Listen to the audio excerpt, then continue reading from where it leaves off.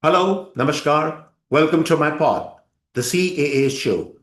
CAA, as all of you know, is Conversations and Analysis. My name is Juggi Bhasin. To become a subscriber, all you have to do is to press the red button on your screen. Subscription is, of course, completely free. Would also really appreciate if you could like this video and share this video with your friends. All right. The interview of the CDS to Bloomberg News. The CDS is, of course, the Chief of the Defense Staff, General Chauhan, and his interview to Bloomberg News and to other channels in Singapore has kicked up a hornet's nest. In this podcast, I'm going to examine that why was it necessary in the first place to give this interview, number one. And number two, I'm also going to examine the fact that why was it given in Singapore? Why wasn't an interview given to the Indian media in India, in Delhi, for starters? Maybe then it could have been given elsewhere also. I'm going to raise all these issues and I'll tell you why I'm raising these issues. The fact of the matter is that I am a great supporter of our military prowess. They have done exemplary service. We are proud of them. And of course, we are proud of General Chauhan also, no question about it. And as far as Operation Sindoor is concerned, this has been an unqualified success. It has, in fact, I think, been one of the most, exemplary successes of the Indian Armed Forces. Now, this entire interview which has been given, there are certain things which have been said, and I'm pretty sure they have certainly not been said deliberately. It's a choice of words. I personally feel it's not the correct choice of words. There is something called syntax. Syntax means the construction of sentences. The syntax of what was said in these interviews, to my mind, is not entirely palatable. It's not entirely correct. Some things have been said which I think should not have been said. I'm sure the intentions were very, very good, but I think this interview has backfired. And I think we need to examine this interview in a little bit of detail. And the reason we should do that is that mistakes like this don't occur again and again because we can't afford them. It's as simple as this.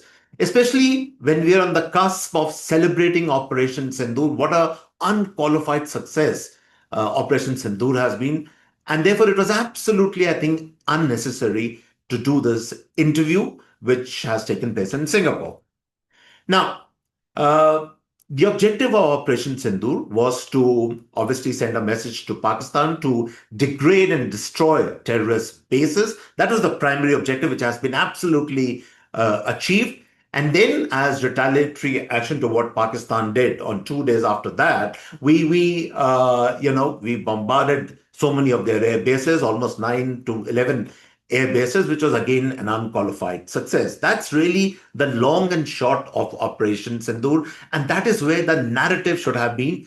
But unfortunately, somehow we have let the narrative slip out of our hands. It's been, as I said, a very ironic victory where we have militarily, we have won, but communication-wise, we haven't done so well. Let's face it. And the reasons for that are very simple, and I will explain those reasons to you. But let's talk of this interview, and then everything becomes clear. There are certain statements which General Chauhan has made in this interview, and I'm going to read 2 or 3 lines and explain the import of these lines, why they are not really in the best interests of the country. General Chauhan says, quote, "What is important is that not the jet being down, but why they were being downed." Why did he say that? Let's be very clear. A jet being down means a jet is going down. At the same time, General Chauhan is also saying in the same interview, absolutely not, when the reporter, that is a Bloomberg anchor or reporter, asked that 6 Rafales had been shot down, and General Chauhan denies that. He says absolutely not. But this statement is a contradiction of what he has said. The first, the contradictory part of what he's saying in the same interview.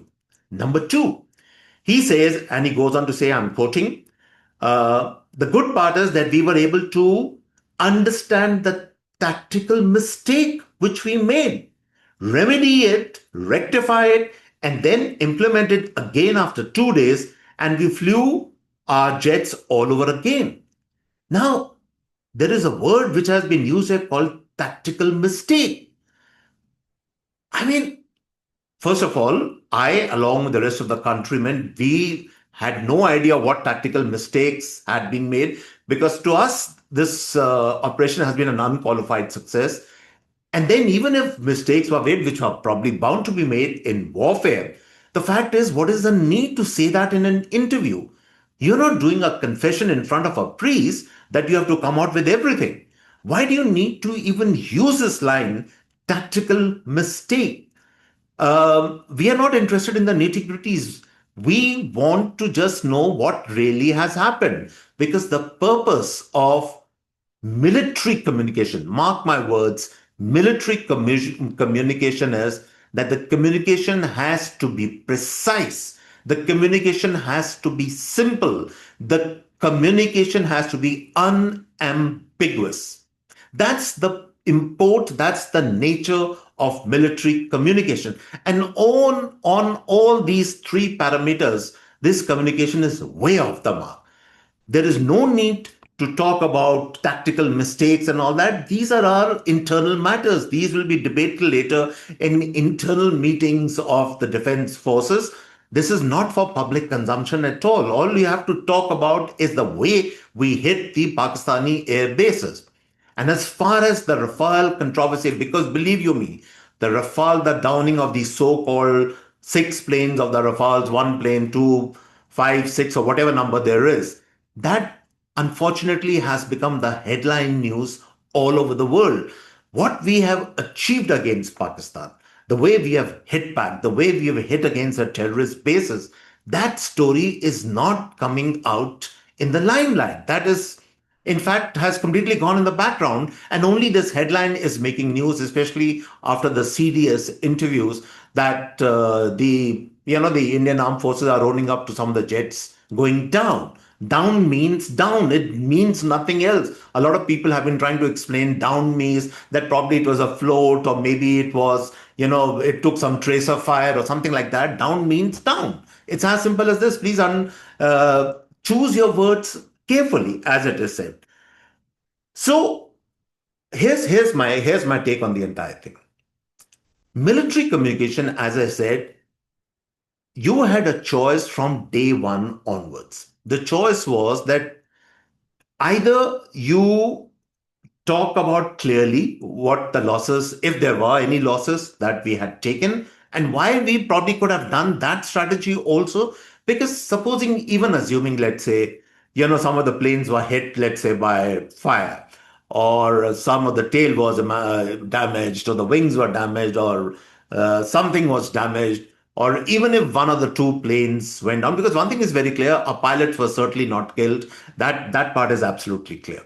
But even if they took some damage, there was some damage to them, or there were even one or two planes went down, if you had spoken about that on day one of the briefings, what would have happened is, and then you had talked about all the valor and all the achievements of our Air Force and our, armed forces in going deep inside 300 kilometers inside Pakistan and literally, bombing their bases at will, as it were, after degrading their air defense systems. That would have been the real story that, yeah, we took a little bit of flack, but that's all right. Look at the stupendous success we have achieved. But what you did really was that because of this curveball kind of communication, this very confused communication, I would say, that you allowed a narrative to grow from the Pakistani side, which again caught on by a very obliging Western media, which obviously has been looking to support the Pakistani side. They latched on to this particular headline. And then to make matters worse, then you had this interview of the CDS to Bloomberg News in Singapore. That's the first part of it. The second part of it is this. Why was this interview given in Singapore? If really the CDS had to give an interview, if we had to make a media briefing, if we had to speak to various channels, please start at home. You should have done the briefing not on foreign soil, but on Indian soil. You were obliged to tell the Indian media first. Why did you go and speak? And of all the channels, you spoke to Bloomberg News, which everybody knows is a front for all kinds of left liberal activities, which is completely hostile to India. Everybody knows about that. This is an open secret. You spoke to all the channels which are very ill disposed towards India. What was the need to do that? Was this particular interview sanctioned? Was it told by somebody? Was it done on the whatever the general wanted to say? I mean, these things are absolutely unclear. And the net result is that you have added more ambiguity, more confusion to the entire thing. And what happens in a space where there is confusion, in a space where there is confusion, in a space where there is ambiguity, all kind of doubts start arising and people start doubting the real story. And that unfortunately is what is going on because of this complete, I would say, lack of good, proper communication. All this is happening, and therefore, I'll come to point number three, which is again a very, very important point. Something else was said in the interview, which I just couldn't believe what was being said, and I'll tell you what was said in that interview. They were talking about the escalation ladder. The interviewee asked that particular question to General Chauhan. And he used this line. I checked again and again and again. And this line, he said, to quote him, I found both sides displaying rationality in their thought and action. I mean, I was stunned when I heard this. I thought I was not hearing correctly. But then I listened to this again and again. This is the line which was said, I found both sides displaying rationality in their thought and action. How can you equate the rationality of the Indian forces with that of the Pakistani forces? What has Pakistan, the entire raison d'etre or the reason for this entire action against Pakistan has been because Pakistan is an irrational actor. The Pakistan as a country behaves irrationally. If they hadn't behaved irrationally, Pahalgam wouldn't have happened. If they hadn't behaved irrationally, all those terrorist bases would not have been there. The very fact that we bombed them, we informed them that we have not taken out your terrorist bases, that then it could have, the matters could have been to rest, but no, they chose to retaliate against us. And what did they do? How can that be rational that they sent their missiles and their drones targeting our civilian population? Their artillery fire was directed against our civilians. How on earth is that rationality? That is not only irrationality, but that is downright, debasement of the human nature, where you are willfully killing civilians. That is what Pakistan was doing. And not to forget the biggest thing of all, they targeted the Golden Temple. Can that be described as rational? This is not rational behavior. So, how on earth are we even using a line like, I'm repeating for the last time, I found both sides displaying rationality in their thought and action? Because what we are doing by this, we are doing something else. We are actually equating ourselves with Pakistan. You see, all along, we have maintained that Pakistan is no match for us, both in thought and action and economy, in military matters, practically on every parameter. And now we are saying that, oh, we are equal to them in terms of rationality. I mean, what can I say? So that was really, really disappointing, I have to say. Then the point is, who are you speaking in front of? That's the point which I'm making again and again. You're speaking to a Western media, you're speaking on foreign soil. Is the Western media kindly disposed towards you? Do we not know what the BBC thinks of us, what the France 24 thinks of us, what CNN thinks of us, what New York Times thinks of, what Bloomberg News thinks of us? We know about that. Once we know about all these things, what is this need except, it's best described in Hindi, not even in English.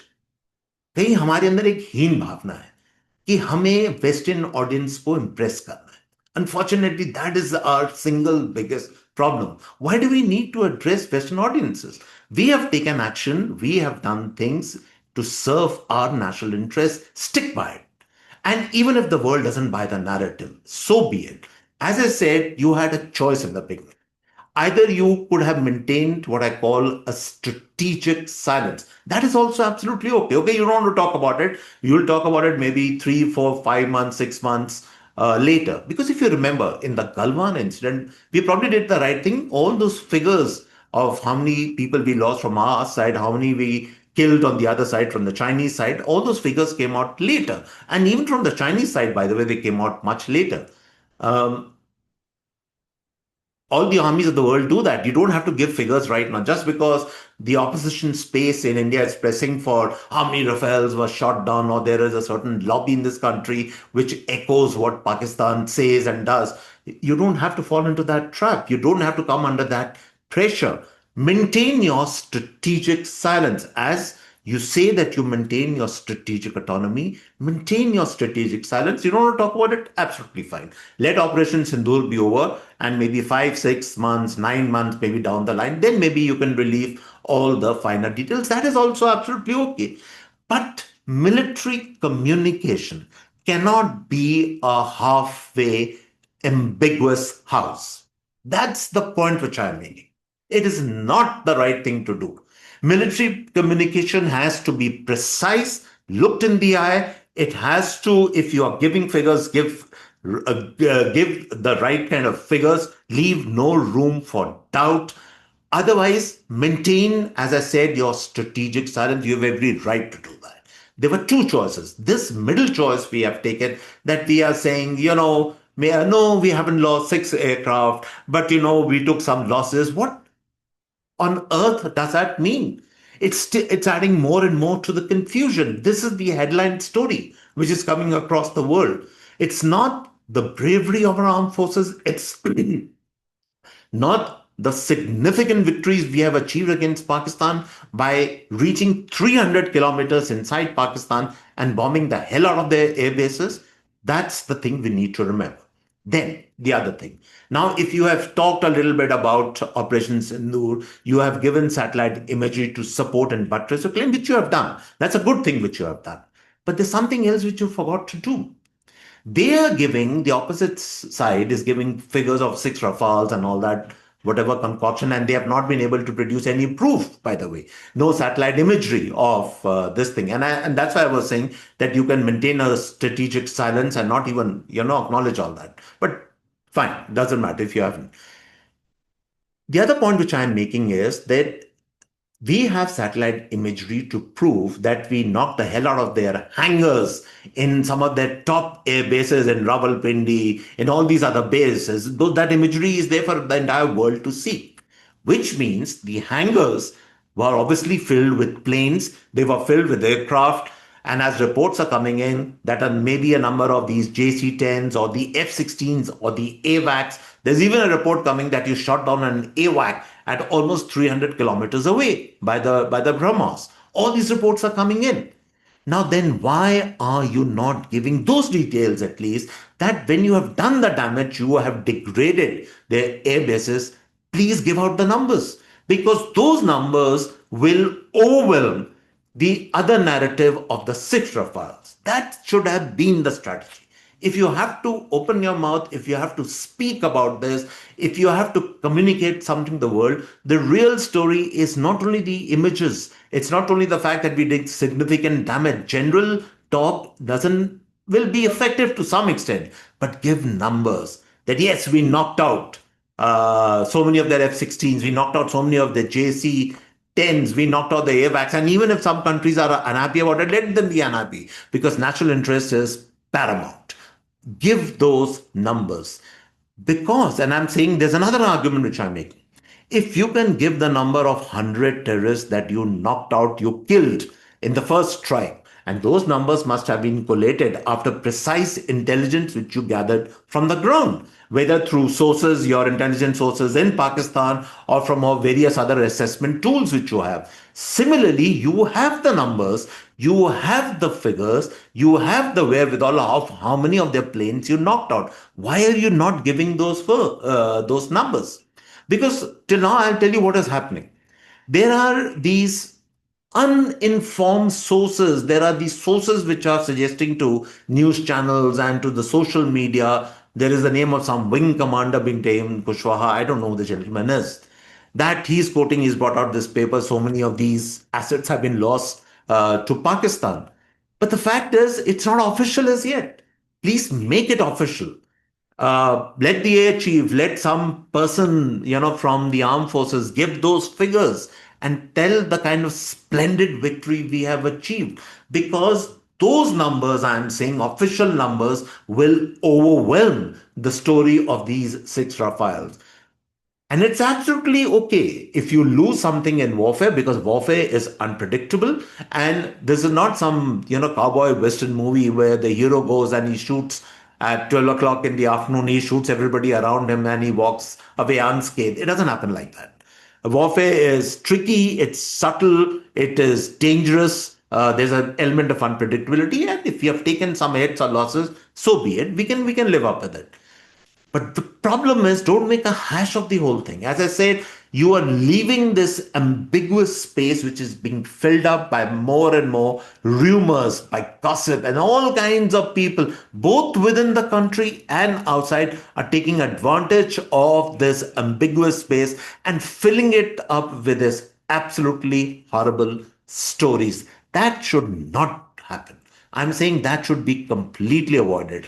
And therefore, I'm suggesting, if anybody's hearing my voice, that please give figures of the splendid victory you have achieved. You have given the images, satellite imagery, absolutely wonderful, good. You have told us about the air bases. You have degraded significantly, wonderful, all those 11 air bases. Now, please give us the numbers of the aircraft you have knocked out, the assets you have knocked out, the damage in terms of the money which they have lost, in terms of billions, which I believe they have lost. Give those numbers, because believe you me, that is the real story which will knock out the story of the six Rafales out of the park. That is what you need to do. And finally, I will leave you on this note that at the end of the day, for God's sake, communication is serious business. We live in the communication era. There is no way we can have weak, waffling, ambiguous, weak hearted kind of wishy washy communication. That doesn't serve our purpose. We are doing great things. Our military has done a fabulous, fantastic job, but we now need somebody to communicate that well. And it doesn't always have to be the CDS. It doesn't have to be the air chief or the army chief or the navy chief who has to make that communication. Normally, just take a lesson from, let's say, from Israel. In the recent conflict with Hamas, the Israeli spokesperson, defense spokesperson, were of the rank of colonels, if I'm not mistaken. They were doing the briefing and they were doing it precise, well spoken of, well thought of, because at the rank of a colonel is a good enough rank for somebody to give the official briefing. Groom somebody if somebody has not already been groomed, and make them do the communication practically on a daily basis. The longer Operation Sindoor is going on, there would be no more of these glitches or no more of these, these interviews which just don't need to be, aired in the first place, if you ask me. If not, then go to the PIB, the Press Information Bureau. Maybe they have some officers out there who are very telegenic, who can speak well. Brief them, let them give the version. Let some government spokesperson, but somebody who can communicate well. That is the need of the hour. Communication is the key. But having said all that, let me also say in the end, this issue hopefully will also die down. We still, I think the world will still ultimately see the merit of our case, of what we have achieved, what we have done. From our part, this is like learning for the future. We need to wake up to the fact that we live in a communication era. We need to develop people who will carry and who will speak about our case. I'm also adding a warning out here that whatever you might try and do in front of the Western media might not actually work because the Western media is biased against you. There's no question about it. Much of this Western media is left liberal, which in any case does not like you. So, whatever you might do or not do, they will still carry negative stories about you. We know that. And you have to accept that. But if you have to try, if you have to keep on doing, or even in those delegations, like a good start has been made by some of those delegations which have gone, some of the people who are speaking out there, putting forward India's case. Yeah, we need to do more and more of that. But the same thing has to be done about our military communication. And finally, I will leave you on this thought, and I suspect somewhere what could really be the problem is it might just be a bureaucratic problem. And the bureaucratic problem is that what happens in bureaucracy is, unfortunately, at times, there is a crab mentality. Nobody wants somebody to emerge or come in the limelight. If some very telegenic officer is, giving daily briefings, other people feel, oh, he's getting too much of how, he's getting too much of publicity, drag him down, he's not the right person. So in that, the space starts developing. You can't do that. You need, as I said, smart, telegenic people to put forward your case. You need to do that. There is no way you can escape that. So cut out this bureaucratic red tape of, oh, somebody should not be exposed too much in front of the camera because they will take away the limelight from senior people. I understand this mentality. I've worked in the government a long time back, and I know what goes on in the government. Please, if that is the case, then let go of all this. Nation comes first. Our national interest is first, and that is best served by not only the work which you are doing on the ground, but also the fact that the way you're talking about that work, the way you're communicating about that work, that is the need of the hour. And so, on this note, I come to the end of this podcast. I hope you really liked it. You enjoy the show. Do subscribe to the show. And on this note, it's goodbye and cheers till next time.